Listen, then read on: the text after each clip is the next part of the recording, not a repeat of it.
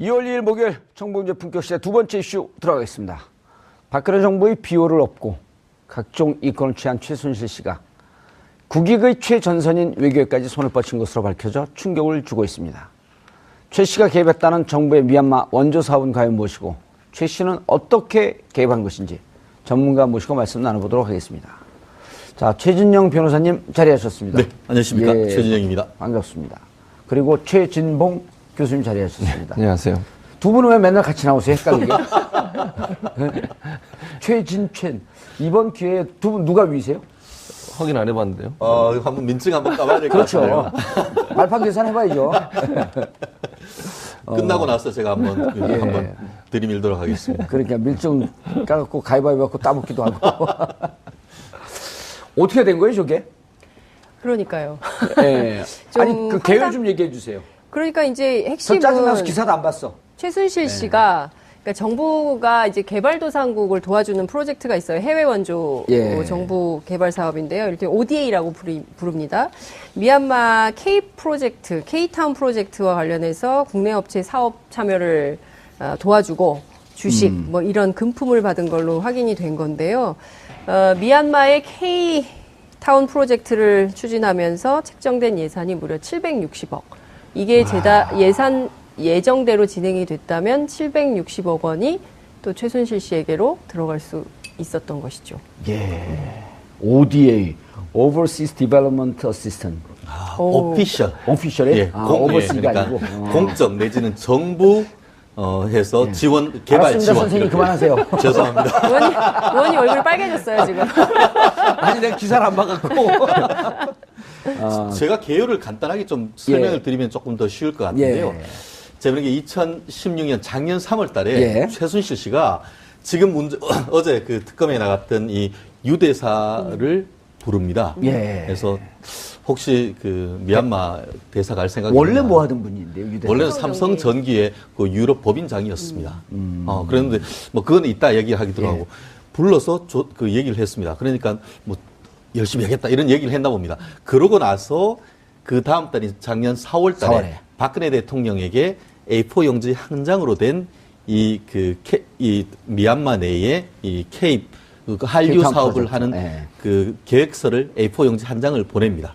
그러면 박근혜 대통령이 그거를 보고 이 수석 비서관 회의에 이거 좋은 아이템이 있다. 우리가 정말 방문하고 하니까 이거 한번 해봐. 라고 하면서 뭐라고 했냐면은 요즘 그쪽에 한류 드라마도 잘 나가고 또 그 김치 보쌈도 잘 되는 거 하는데 이거 한번 해보십시다. 라고 얘기를 하니까 일사천리로 진행이 됐습니다. 그 과정에서 작년 5월 달에 이 미얀마 대사가 경질이 됩니다.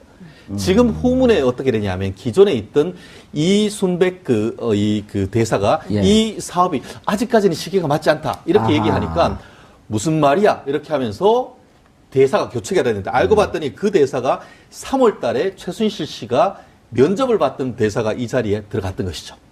그렇게 하고 해서 진행이 됐는데 결국 9월 달 무렵에 이 최순실 사태가 터지면서 그 무렵에 그 ODA 이 사업을 하는 게 누구냐 하면은 외교부의 하부 조직이라고 하는 코이카, 예. 그 국제지원단에서 하는데 이 국제지원단에서 이걸 하라 하는데 우리가 봤더니 안 된다, 이거 지금 시장성이 없다라고 하면서 끝까지 막았는 건데요. 결국 그렇게 해서 거기에서 실패를 했는데 결과적으로 만약에 됐다라고 하면은 760억이란 돈이 여기에 들어가서 이 대사가 이 일을 해내면서 그와 같은 이권을 최순실 씨가 상당 부분 리베이트로 받았을 가능성이 있다라는 것이 결국 작년 3월부터 9월까지 있었던 일의 전모가 지금 드러나고 있다 이렇게 보이는 것 같습니다. 예. 야, 이거는 그러면은 이게 근거가 다 나온 거예요? 저도 깜짝 놀랐는 것이요. 사실 지금까지 이 최순실 씨에 대해서 혐의가 뭐였습니까? 미르 재단과 K스포츠 재단 이게 400억이 넘고 다른데 200억이 넘어서 430억을 뇌물로 받았다라고 하는 것인데 갑자기 이게 그 체포영장을 받는데 뇌물이 아니고 알선수재란 듣도 보도 못한 죄명이 새로 나오는 것이죠. 알선수재는 뭐냐면은 공무원이 범하는 것이 뇌물입니다. 예. 그런데 공무원이 아니면서도 브로커다. 업무와 관련해서 브로커를 해서 알선에 관해서 대가관계로 돈을 받는 것을 알선수재라고 하는데요. 이것도 큰가요? 이 부분 같은 경우에도 그 특정 경제 가중처벌법상의 알선수재는 처벌 형량이 굉장히 높습니다. 그런 점에서 지금 새로운 혐의가 밝혀졌고 그것이 이른바 문화계의 국정농단을 넘어서 외교계의 국정농단 플러스 이권 개입이라는 점에서 지금까지 밝혀지지 않은 새로운 영역의 비밀의 문이 열렸다. 이렇게 평가할 수 있다는 점에서 향후의 정치적 파장까지도 그 문제된다는 점에서 박근혜 대통령으로서는 고민거리가 하나 더 생겼다. 이렇게 얘기할 수 있을 것 같습니다. 최 교수님, 이게 정권이 바뀔 때마다 특히 그 해외 개발 원조, 이른바 코이카를 통해서 이제 나가는 거죠. 그 그렇죠. 코이카가 이제 집행단이란 말이에요.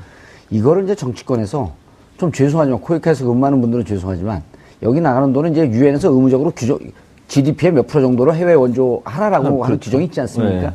우리나라가 이제 좀 작게 하는 나라인데 이른바 이 코이카를 통해서 나가는 돈이 눈먼 돈이라 그러거든요. 그렇죠. 그렇게 얘기를 많이 하죠. 예. 그러니까 뭐 이번 정권뿐만 아니라 정권이 바뀔 때마다 코이카를 통해서 해외 원조하는 돈들의 일부를 리베이트로 받거나 빼먹는 그런 사례들이 많이 있었죠. 바로 그 전 정권 때, 이명박 정권 때 박용준 왕차관이 그랬었죠. 해외 자원외교 하면서 그래서 4자 방안이에요. 4대강 자원외교, 방위산업. 세 가지. 돈 다 빼돌렸죠. 그렇게 해서. 이번에는 이게 더 웃기는 거는 그냥 그때는 그래도 그 직책이 있는 사람이 한 거 아니겠습니까? 차관. 지금은 이 최순실 그냥 강남 아줌마잖아요. 아무 직책이 없는 강남 아줌마가 모든 걸 기획하고 여기 보세요. 이걸 해먹으려고 3명을 자기가 원하는 사람을 앉혀놓습니다. 어떻게 해요? 예를 들면 그 유재경만 나왔는데. 유재경 나왔죠. 그 다음에 여기 지금 지원하는 국제 코이카라고 그러죠. 코이카 이사장도 최순실이 임명합니다. 앉히죠. 그 다음에 그리고 나서 두 사람을 앉히고 나서 자기가 원하는 걸 빼내기 위해서 두 사람한테 압력을 넣기 시작하는 거죠. 그러니까 본인이 앉혀놓고 뭔가 해먹으려는 말이 좀 적합하지 않은 것 같습니다만 이권을 해먹는다. 이권을 챙기려고 하는 통로로 사용한 거죠, 결국은. 근데 이게 최순실이 혼자 살 일을 할 수 있는 일은 아니잖아요. 박근혜 대통령의 비호나 박근혜 대통령의 도움이 없었다면 이건 불가능한 일이잖아요. 지금 대사 같은 경우도 대사를 임명하는 게 2가지 방법이 있다고 하는데 하나는 외교부에서 제청을 해서 대통령 임명하는 방법. 물론 국무회의를 다 통과해야 됩니다. 또 하나는 특정 지역 같은 경우에 대통령이 일방적으로 누구를 지명해서 앉힐 수 있는 그런 그전 정권도 있었어요. 예를 들면 중앙일보 회장도 대사했었잖아요, 예전에. 그렇죠. 그런 식이니까. 그거는 할 수 있는데 문제는 그렇게 대통령이 할 수 있는 역할을 최순실의 동의든 아니면 제안이든 아니면 어떤 요청이든 좋게 표현해서 그런 걸 통해서 했다고 하는 게 문제라고 볼 수 있는 거죠. 그러니까 외교 업무에까지 최순실이 손을 뻗쳐서 자기 이익을 개인적으로 취득하려고 했고 또 한 가지 재밌는 것은 이 사람이 유재경 대사가 면접 비슷하게 받는 자리에 이 사업에 실제 투자하려고 했던 회사의 대표도 같이 있었어요. 그러니까 고영태, 최순실, 그다음에 유재경 씨, 그리고 실제 최순실이 지금 주식 20%를 갖고 있다고 하는 모 회사 인모 씨죠, 그 사장이. 인모 씨도 그 자리에 같이 있었어요. 그러니까 이미 시작하기 전부터 뭔가 틀을 짜놓고 거기서 돈을 빼먹을 여러 가지 상황들을 완벽하게 마련해놓고 들어간 거죠. 근데 황당한 것은 이게 무산이 됐다는 거예요. 그렇게 완벽하게 준비하고 들어갔는데 무산이 됐는데 얼마나 사업성이 없었으면 그렇게 밀어붙여야 되는 무산이 되겠어요. 코이카에서는 본인들이 반대했다고 얘기를 하고 유재경 대사는 본인이 또 반대했다고 얘기를 하는데 코이카에서 실사를 갔었나 봐요. 물론 이 최순실도 유재경과 함께 미리 실사를 가본 적이 있다고 얘기를 했지만 그 실사를 가봐서 사업성이 없고 여러 가지 문제성이 있다고 판단해서 또 어떤 다른 보도에 의하면 미얀마 정부에서 일정 부분 또 반대한 부분도 있다고 합니다. 그런 여러 가지 요소들 때문에 사업이 불발이 되고 대통령이 2번째 미얀마 방문할 때 이걸 선물을 주려고 했는데 그게 무산되면서 사업은 진행이 안 됐지만 그럼에도 불구하고 이런 대사를 임명하는 것부터 시작해서 코이카 이사장까지 임명하고 모든 걸 하나로 짜서 들어가려고 했던 최순실의 이런 국정농단의 그 모습이 우리 현 정부 또 현재 박근혜 정부의 어떤 민낯을 보여주는 것 같아서 안타깝습니다. 충격적이잖아요, 너무. 이 유재경 대사와 관련해서는 사실 저희가 작년에 이 사태가 터지던 11월 무렵에 제보를 받았어요. 그러니까 기사 썼어요, 그래서? 아니요. 그러니까 왜 안 썼어요? 왜냐하면 이게 특검에서 확인이 된 내용입니다. 특검에서 확인해서 JTBC가 일보를 쓴 건데요.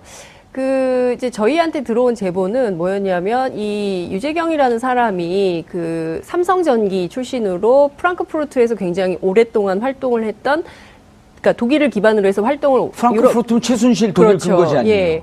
그래서 이제 정유라 씨와 관련된 지원을 삼성을 통해서 했던 관계자 중에 하나가 아니냐라는 의혹 제기가 있었어요. 근데 이제 그것만 가지고는 취재가 안 되기 때문에 저희가 진도를 못 나갔었는데 당시 교민사회에서도 미얀마 대사하기 전에 유재경 대사가 한 번도 미얀마를 가본 적이 없다는 거예요.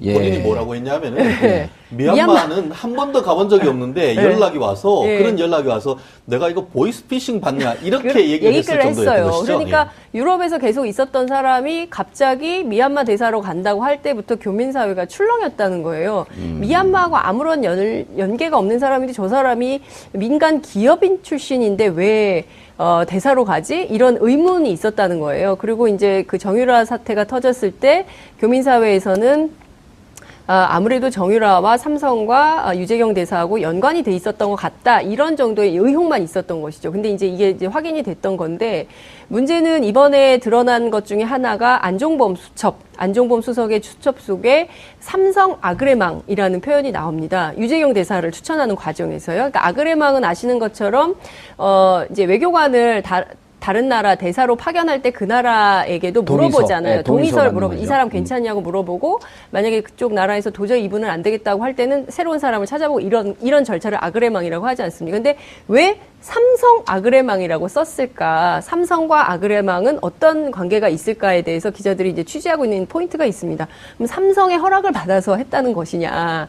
여기까지 이제 그 의문을 품게 되는 것이죠. 그래서 중요한 포인트는 최순실이라는 개인이 자신의 이권을 위해서 해외 개발 원조 사업까지 손을 대서 수백억을 해먹으려고 했다. 알선수재 미수인가요? 그러면 뭐예요 이게? 알선수재 기수입니다.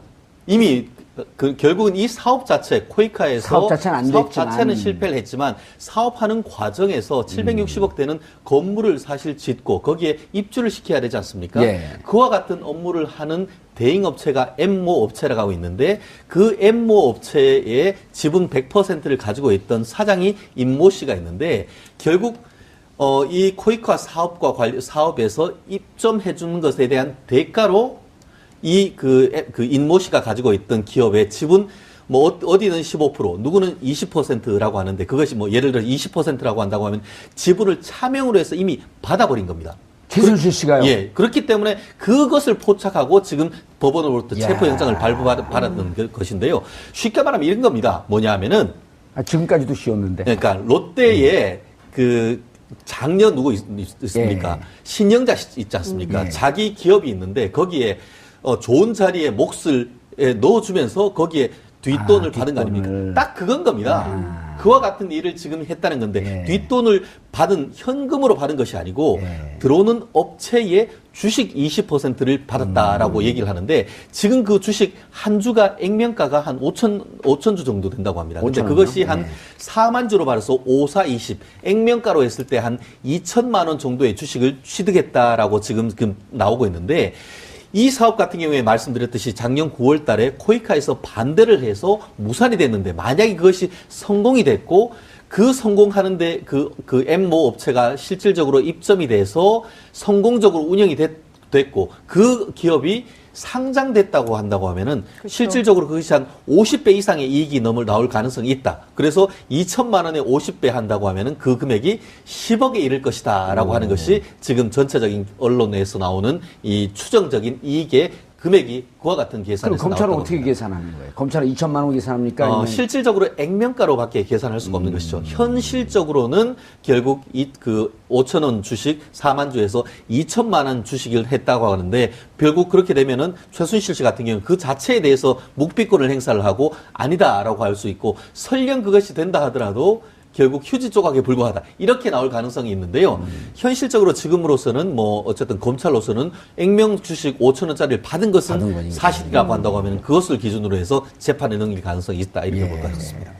그 역할을 할 때 대통령의 그 과정이 진행될 때 대통령의 역할은 지금 이제 그 검찰의 그분도 수사가 들어가는 거 아닙니까? 예, 그렇죠.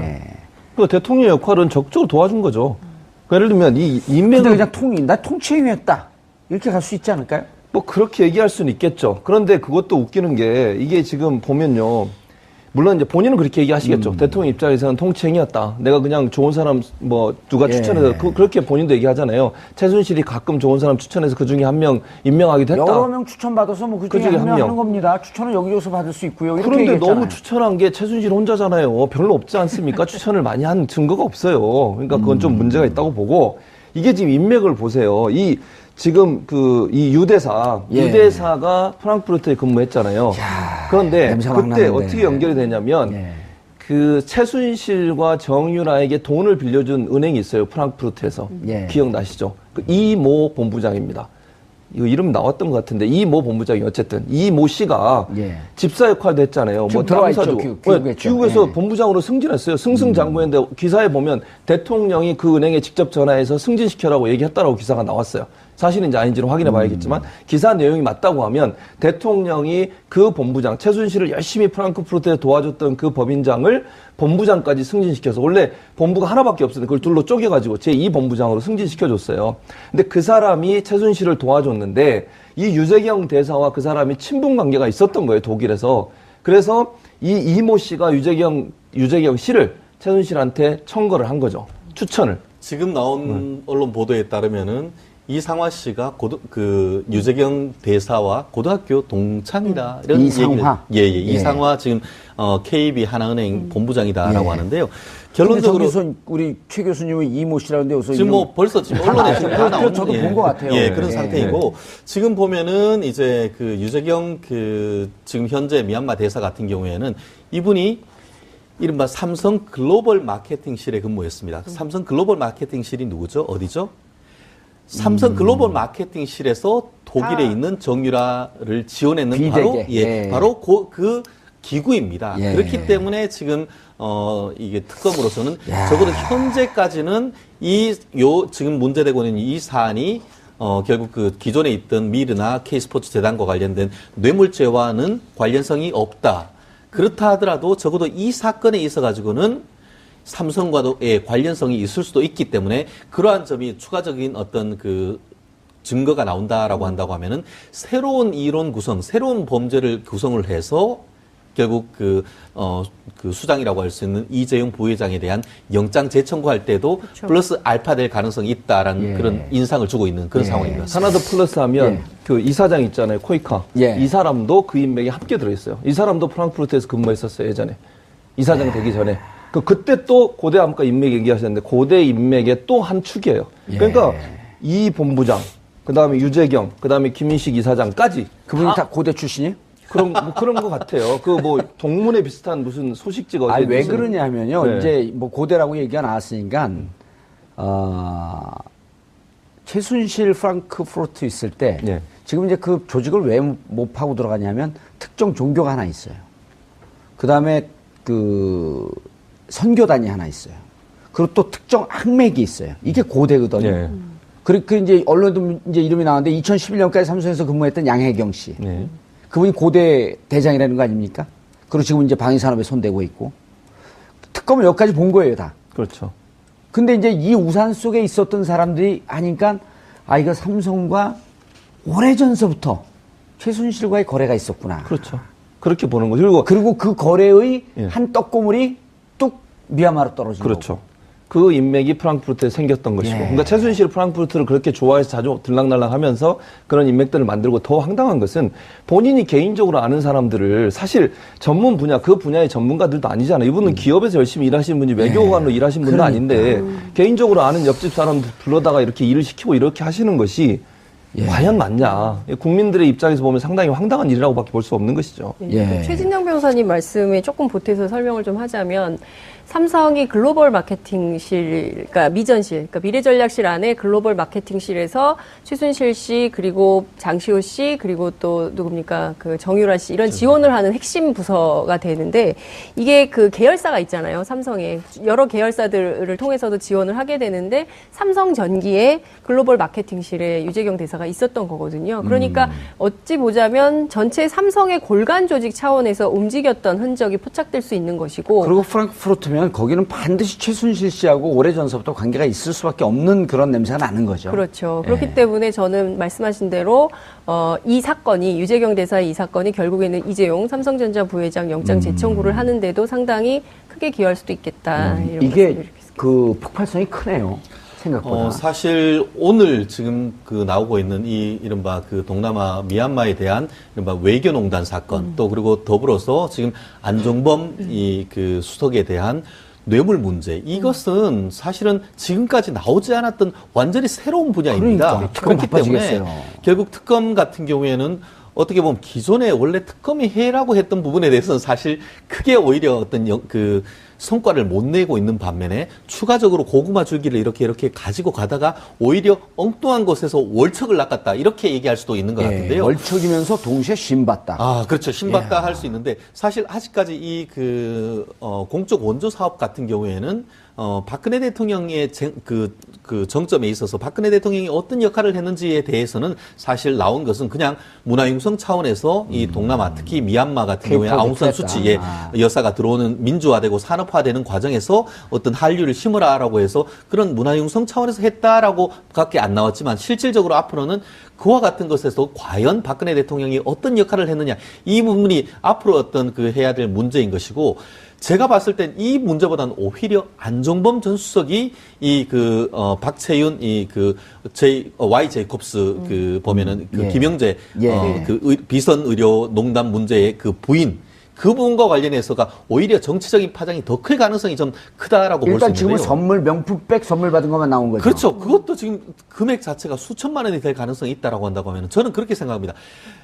이거는 물론 안전수석이 누굽니까? 보면은 복심 중에 복심이고 수석 중에 수석 아닙니까? 그거는 거의 어떻게 보면은 김기춘 비서실장급과 거의 비슷한 사람이 청와대 내에 근무를 하면서 직무와 관련해서 뇌물 받았다라고 한다고 하면 그 자체로서도 굉장히 큰 박근혜 대통령에 대한 정치적 타격을 줄 수 있는 사건이 될 수 있다. 저는 봅니다. 그렇기 때문에 오늘 지금 그 박채윤 이 Y 제이콥스 사장에 대한 영장이 청구가 됐는데 그것이 영장이 발부가 한다고 하면은 그것은 이 정치적인 의미에서 박근혜 대통령에게 굉장히 큰 정치적 부담을 안기는 하나의 사건이 될 가능성이 크다고 봅니다.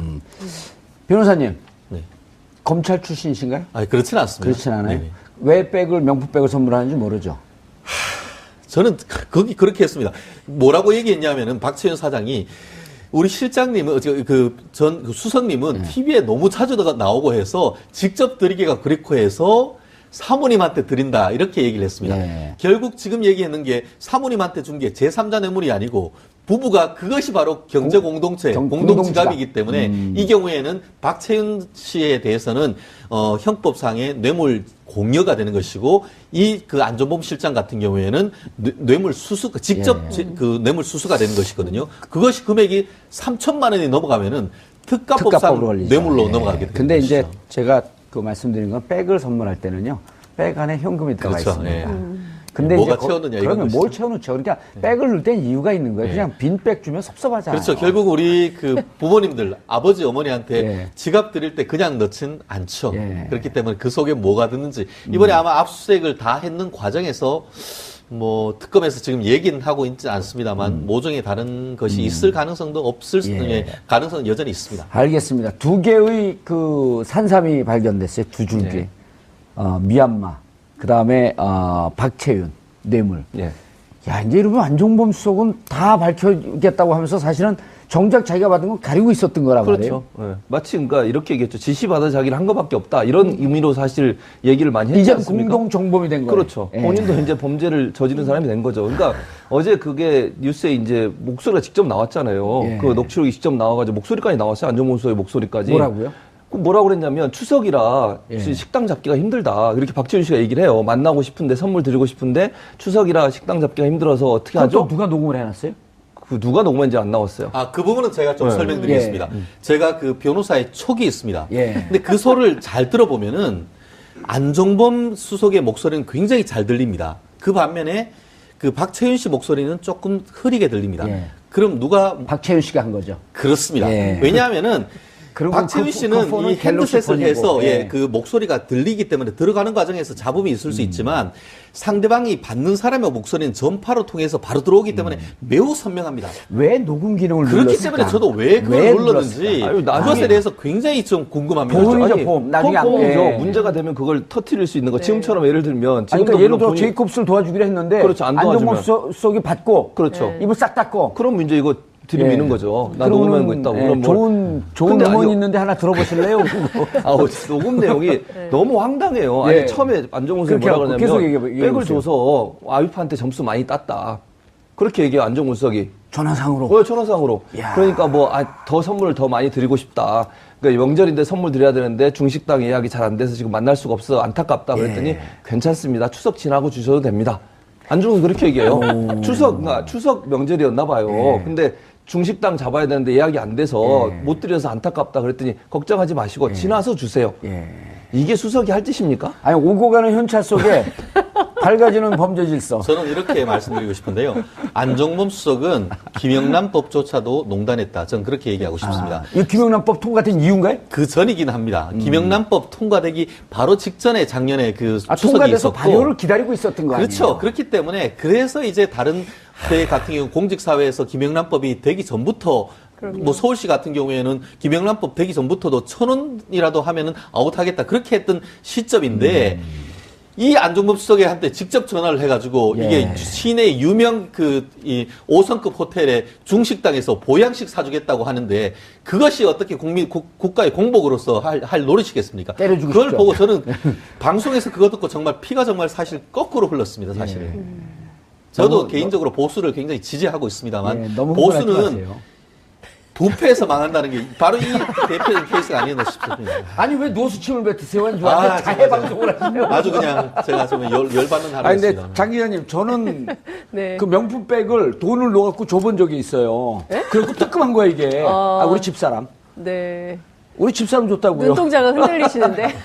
무슨 전바요? 최순실에? 야, 근데 저건 전형적인 수법이거든요.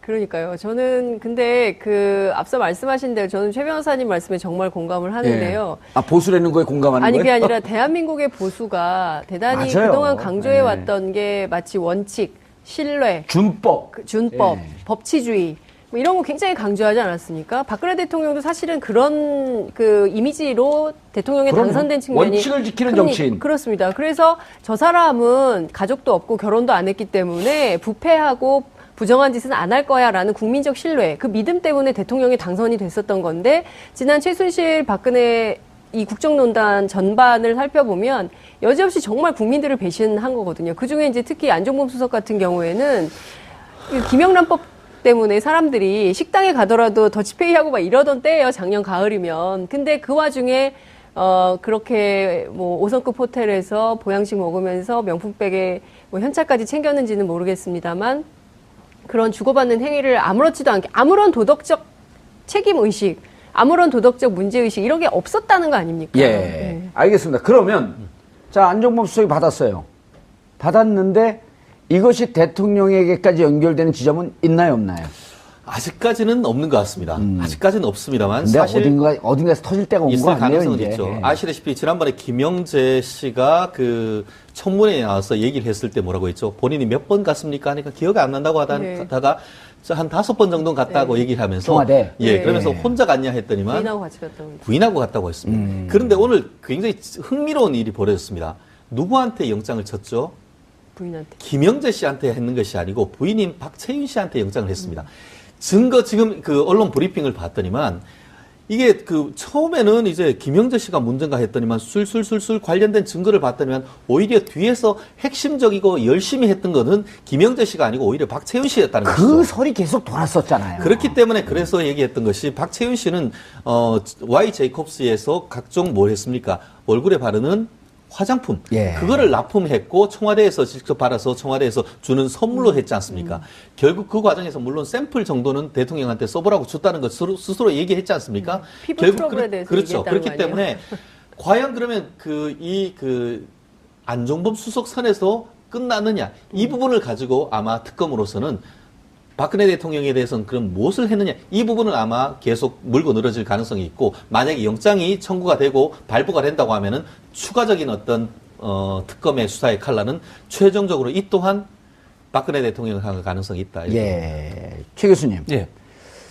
1월 19일이 무슨 날인지 아세요? 1월 19일이요? 예. 이재용 영장 기각된 날. 그렇군요. 역사는 기억하고 있습니다. 네. 저는 기억을 못하고 역사를 예. 기억하고 있군요. 예. 그러면은 역사 관심 없으세요? 아니, 있죠. 교과서 국정화 지지합니까? 아닙니다. 반대입니다. 그런데 예. 그 이후로 사실 특검이 겉으로는 표정 관리를 하고 있었지만 무척 힘이 빠져 있었거든요. 그렇죠. 그리고 그때 힘 빠진 건 특검뿐만 아니라 사실은 헌재까지도 영향을 줘서 뇌물죄로 기소를 했으면 예. 이거는 딱 떨어지는 거기 때문에 빨리 좀 갔으면 하는 바람이 있었는데 그렇죠. 전체 구도가 다 흔들려 버린 거란 말이에요. 그렇죠. 예. 근데 이제 특검으로서는 두 가지 미얀마, 예. Y 제이콥스 특검의 분위기는 어떤가요? 특검 분위기는 지금도 뭐 열심히 하고 있고요. 이 예. 두 가지 건이 물론 이제 삼성을 이재용 부회장에 대해 영장을 다시 청구할 거냐 말 거냐는 고민 중인 것 같은데 거의 한다는 쪽으로 그쪽으로 간것 많이 같은데요. 흘러진 예. 것 같아요. 그래서 이런 이제 격가지라고 얘기할 수도 있겠지만 특검이 조사하는 과정이 여러 가지가 지금 드러나고 있지 않습니까? 네. 우리가 상상할 수도 없는 일들이 드러나고 있는데 이것이 사실은 특검 입장에서는 국민들의 지지를 받을 수 있는 중요한 동력이 된다고 저는 생각을 해요. 이런 사실들이 우리가 얼마나 분노합니까, 사실. 그럼요. 최순실의 지금 뭐 아니, 미얀마 보수를 그래서- 지지한다는 최준영 변호사도 피가 그러니까요. 거꾸로 솟는다 그랬어요? 돈다 그랬어요? 그러니까요. 비가 거꾸로 치솟습니다. 그래서 이런 119 불러주세요. 이런 상황이다 보니까 결국은 특검 입장에서는 더 열심히 할 수 있는 동력이 되고 국민들도요 특검에 대해서 바라보는 게 기대가 참 높습니다.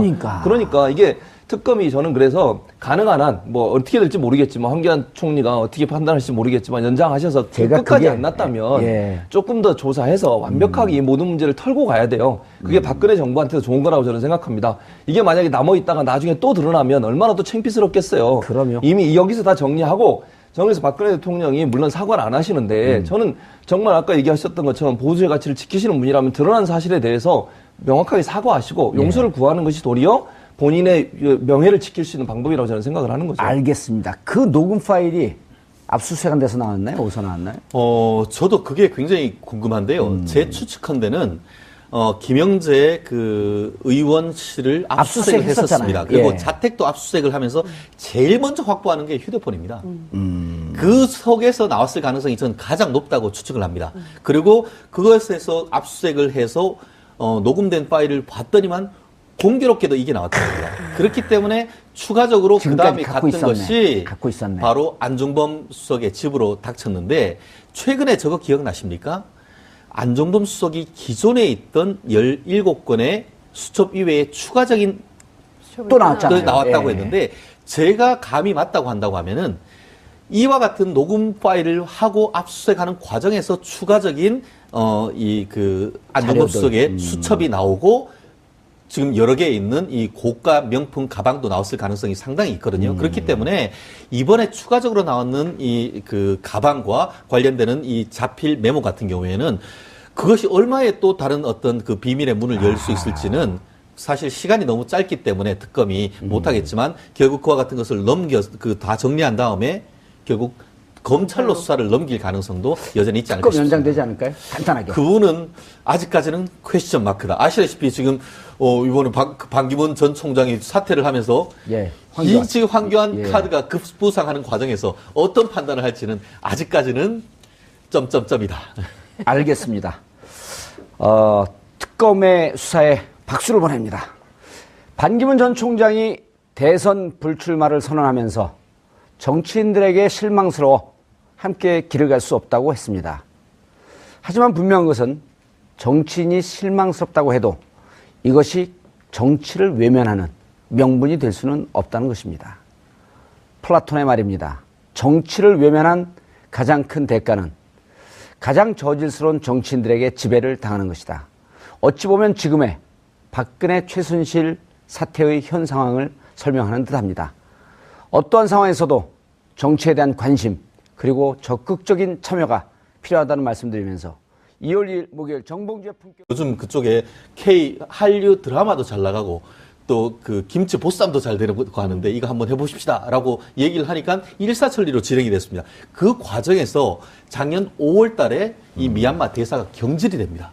지금 후문에 어떻게 되냐면 기존에 있던 이순백 그 대사가 예. 이 사업이 아직까지는 시기가 맞지 않다 이렇게 아하. 얘기하니까 무슨 말이야 이렇게 하면서 대사가 교체가 됐는데 알고 봤더니 그 대사가 3월 달에 최순실 씨가 면접을 받던 대사가 이 자리에 들어갔던 것이죠.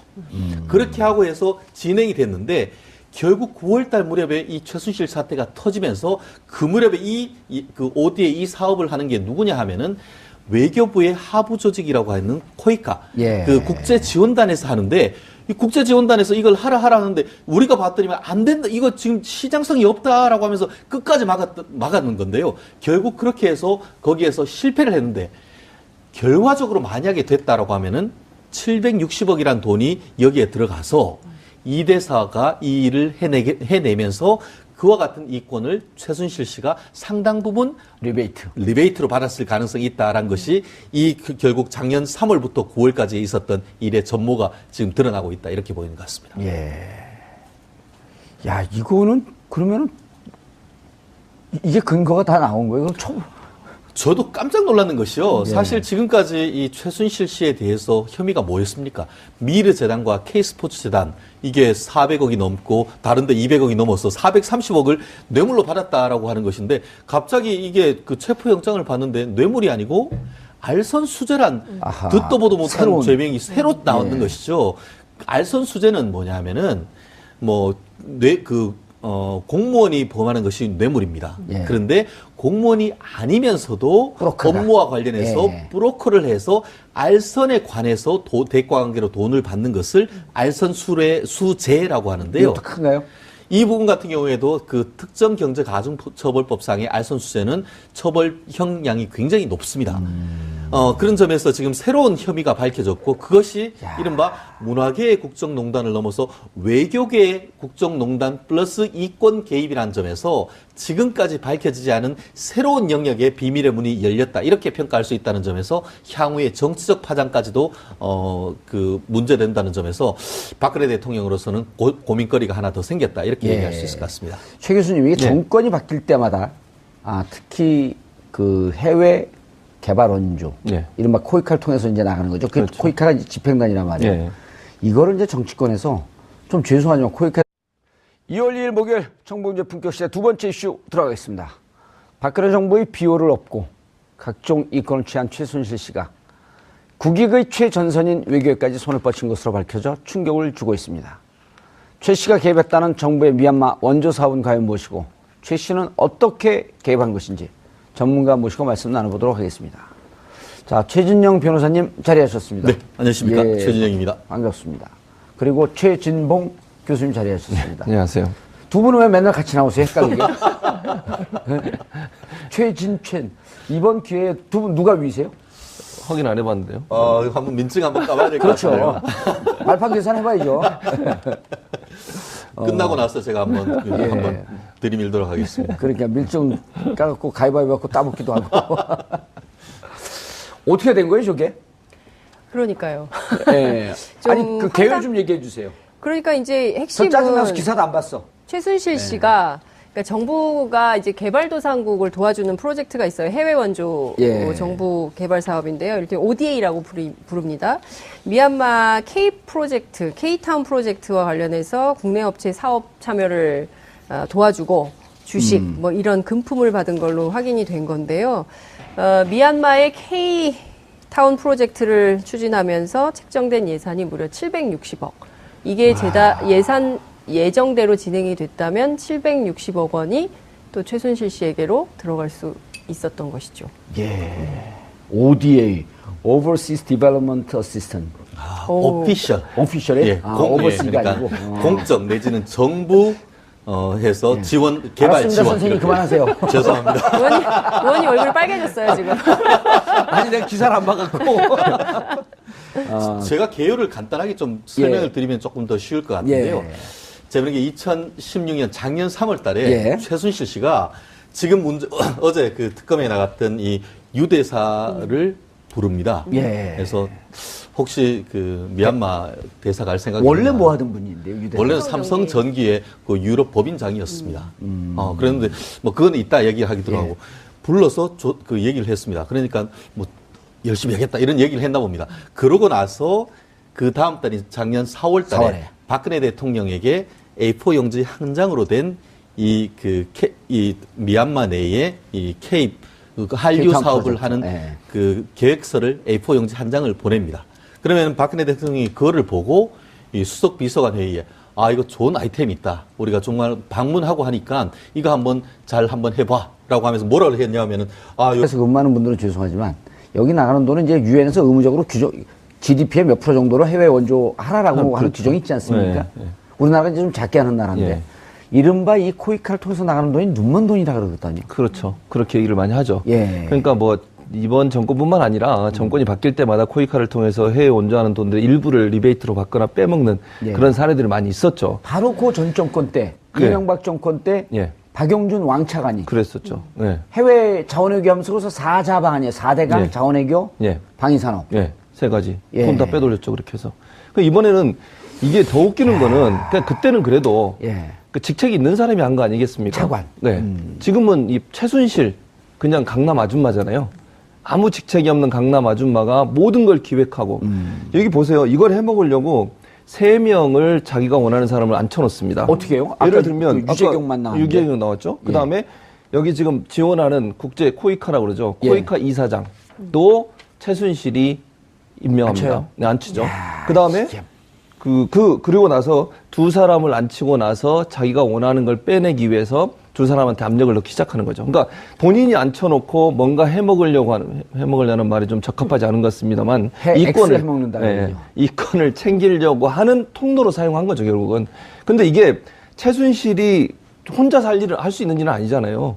박근혜 대통령의 비호나 박근혜 대통령의 도움이 없었다면 이건 불가능한 일이잖아요. 지금 대사 같은 경우도 대사를 임명하는 게 2가지 방법이 있다고 하는데 하나는 외교부에서 제청을 해서 대통령 임명하는 방법. 물론 국무회의를 다 통과해야 예. 됩니다. 또 하나는 특정 지역 같은 경우에 대통령이 일방적으로 누구를 지명해서 앉힐 수 있는 그런 뭐 그전 정권도 있었어요. 뭐 예를 들면 중앙일보 회장도 대사했었잖아요, 예전에. 그렇죠. 그런 중위 식이니까. 대사. 예. 예. 그거는 뭐 할 수 있는데 문제는 그렇게 대통령이 할 수 있는 역할을 최순실의 뭐 동의든 아니면 뭐 제안이든 아니면 뭐 어떤 요청이든 좋게 표현해서 그런 걸 통해서 했다고 하는 게 문제라고 볼 수 있는 거죠. 그러니까 외교 업무에까지 최순실이 손을 뻗쳐서 자기 이익을 개인적으로 취득하려고 했고 또 한 가지 재밌는 것은 이게 이 사람이 유재경 대사가 면접 비슷하게 받는 자리에 이 사업에 실제 투자하려고 했던 회사의 대표도 같이 있었어요.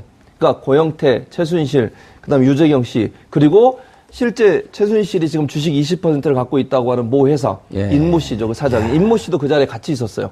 그러니까 이미 시작하기 전부터 뭔가 틀을 짜놓고 거기서 돈을 빼먹을 여러 가지 상황들을 완벽하게 마련해놓고 들어간 거죠. 근데 황당한 것은 이게 무산이 됐다는 거예요. 그렇게 완벽하게 준비하고 들어갔는데 무산이 됐는데 얼마나 사업성이 없었으면 그렇게 밀어붙였는데 그러니까요. 무산이 그러니까 코이카에서는 본인들이 반대했다고 얘기를 하고 유재경 대사는 본인이 또 반대했다고 얘기를 하는데 뭐 코이카에서 실사를 갔었나 봐요. 물론 이 최순실도 유재경과 함께 미리 실사를 가본 적이 있다고 얘기를 했지만 그 실사를 가봐서 사업성이 없고 여러 가지 문제성이 있다고 판단해서 또 어떤 다른 보도에 의하면 미얀마 정부에서 일정 부분 또 반대한 부분도 있다고 합니다. 그런 여러 가지 요소들 때문에 사업이 불발이 되고 대통령이 2번째 미얀마 방문할 때 이걸 선물을 주려고 했는데 그게 무산되면서 사업은 진행이 안 됐지만 그럼에도 불구하고 이런 대사를 임명하는 것부터 시작해서 코이카 이사장까지 임명하고 모든 걸 하나로 짜서 예. 들어가려고 했던 최순실의 이런 국정농단의 그 모습이 우리 현 정부 또 현재 박근혜 정부의 어떤 민낯을 보여주는 것 같아서 안타깝습니다. 충격적이잖아요, 너무. 이 유재경 대사와 관련해서는 사실 저희가 작년에 이 사태가 터지던 11월 무렵에 제보를 받았어요. 그러니까 기사 썼어요, 그래서? 아니요. 그러니까 왜 안 썼어요? 왜냐하면 이게 특검에서 확인이 된 내용입니다. 특검에서 확인해서 JTBC가 일보를 쓴 건데요. 이제 저희한테 들어온 제보는 뭐였냐면, 이 유재경이라는 사람이 그 삼성전기 출신으로 프랑크푸르트에서 굉장히 오랫동안 활동을 했던, 그러니까 독일을 기반으로 해서 활동을. 프랑크푸르트는 최순실 독일 그렇죠. 근거지 아니에요? 예. 그래서 이제 정유라 씨와 관련된 지원을 삼성을 통해서 했던 관계자 중에 하나가 아니냐라는 의혹 제기가 있었어요. 근데 이제 그것만 가지고는 취재가 안 되기 때문에 저희가 진도를 못 나갔었는데, 당시 교민사회에서도 미얀마 대사하기 전에 유재경 대사가 한 번도 미얀마를 가본 적이 없다는 거예요. 예. 본인이 뭐라고 했냐면은 네. 미얀마는 한 번도 가본 적이 없는데 연락이 와서 네. 그런 연락이 와서 내가 이거 보이스피싱 받냐 이렇게 얘기를 했을 얘기를 정도였던 했어요. 것이죠. 그러니까 유럽에서 계속 있었던 사람이 갑자기 미얀마 대사로 간다고 할 때부터 교민사회가 출렁였다는 거예요. 미얀마하고 아무런 연계가 없는 사람인데 저 사람이 민간 기업인 출신인데 왜 대사로 가지? 이런 의문이 있었다는 거예요. 그리고 이제 그 정유라 사태가 터졌을 때 교민사회에서는 아무래도 정유라와 삼성과 유재경 대사하고 연관이 돼 있었던 것 같다. 이런 정도의 의혹만 있었던 것이죠. 근데 이제 이게 이제 확인이 됐던 건데 문제는 이번에 드러난 것 중에 하나가 안종범 수석의 수첩 속에 삼성 아그레망이라는 표현이 나옵니다. 유재경 대사를 추천하는 과정에서요. 그러니까 아그레망은 아시는 것처럼 이제 외교관을 다른 나라 대사로 파견할 때 그 나라에게도 물어보잖아요. 네, 동의서를 받는 물어보고 이 거죠. 사람 괜찮냐고 물어보고 만약에 그쪽 나라에서 도저히 이분은 안 되겠다고 할 때는 새로운 사람을 찾아보고 이런 절차를 아그레망이라고 하지 않습니까? 근데 왜 삼성 아그레망이라고 썼을까? 삼성과 아그레망은 어떤 관계가 있을까에 대해서 기자들이 이제 취재하고 있는 포인트가 있습니다. 그럼 삼성의 허락을 받아서 했다는 것이냐? 여기까지 이제 그 의문을 품게 되는 것이죠. 그래서 중요한 포인트는 최순실이라는 개인이 자신의 이권을 위해서 해외 개발 원조 사업까지 손을 대서 수백억을 해먹으려고 했다. 알선 수재 미수인가요? 그러면 뭐예요 이게? 알선수재 기수입니다. 이미 결국은 이 사업 자체 코이카에서 사업 자체는 안 사업 됐지만. 자체는 실패를 했지만 사업하는 과정에서 760억 되는 건물을 사실 짓고 거기에 입주를 시켜야 되지 않습니까? 예. 그와 같은 업무를 하는 대행업체가 엠모 업체라고 하고 있는데 그 엠모 업체의 지분 100%를 가지고 있던 사장이 임모 씨가 있는데 결국 이 코이카 사업에서 입점해 주는 것에 대한 대가로 그 인모 씨가 가지고 있던 기업의 지분 뭐 어디는 15%, 누구는 20%라고 하는데 그것이 뭐 예를 들어 20%라고 한다고 하면 지분을 차명으로 해서 이미 받아버린 겁니다. 최순실 씨가요? 예. 그렇기 때문에 그것을 포착하고 지금 법원으로부터 야. 체포영장을 발부받았던 것인데요. 쉽게 말하면 이런 겁니다. 뭐냐 하면은 지금까지도 씌웠는데. 그러니까 롯데에 그 장녀 누구 있습니까? 예. 신영자 있지 않습니까? 예. 자기 기업이 있는데 거기에 좋은 자리에 몫을 넣어주면서 거기에 뒷돈을 받은 거 뒷돈을. 아닙니까? 딱 그건 겁니다. 그와 같은 일을 지금 했다는 건데 예. 뒷돈을 받은 현금으로 받은 것이 아니고 예. 들어오는 업체의 주식 20%를 받았다라고 얘기를 하는데 지금 그 주식 한 주가 액면가가 한 5천 주 정도 된다고 합니다. 근데 5천 그것이 원이요? 한 4만 주로 받아서 5, 4, 20 액면가로 했을 때 한 2천만 원 정도의 주식을 취득했다라고 지금 나오고 있는데 이 사업 같은 경우에 말씀드렸듯이 작년 9월 달에 코이카에서 반대를 해서 무산이 됐는데 만약에 그것이 성공이 됐고 그 성공하는데 그 엠모 업체가 실질적으로 입점이 돼서 성공적으로 운영이 됐고 그 기업이 상장됐다고 한다고 하면은 그렇죠. 실질적으로 그것이 한 50배 이상의 이익이 나올 가능성이 있다. 그래서 2천만 원에 50배 한다고 하면은 그 금액이 10억에 이를 것이다라고 하는 것이 지금 전체적인 언론에서 나오는 이 추정적인 이익의 금액이 그와 같은 그럼 계산에서 검찰은 나왔다고 어떻게 합니다. 계산하는 거예요? 검찰은 2천만 원 계산합니까? 아니면 실질적으로 액면가로밖에 계산할 수가 없는 것이죠. 현실적으로는 결국 5천 원 주식 4만 주에서 2천만 원 주식을 했다고 하는데 결국 그렇게 되면은 최순실 씨 같은 경우는 그 자체에 대해서 묵비권을 행사를 하고 아니다라고 할 수 있고 설령 그것이 된다 하더라도 결국 휴지 조각에 불과하다. 이렇게 나올 가능성이 있는데요. 현실적으로 지금으로서는 뭐 어쨌든 검찰로서는 액면 주식 5천 원짜리를 받은 것은 받은 거니까. 사실이라고 한다.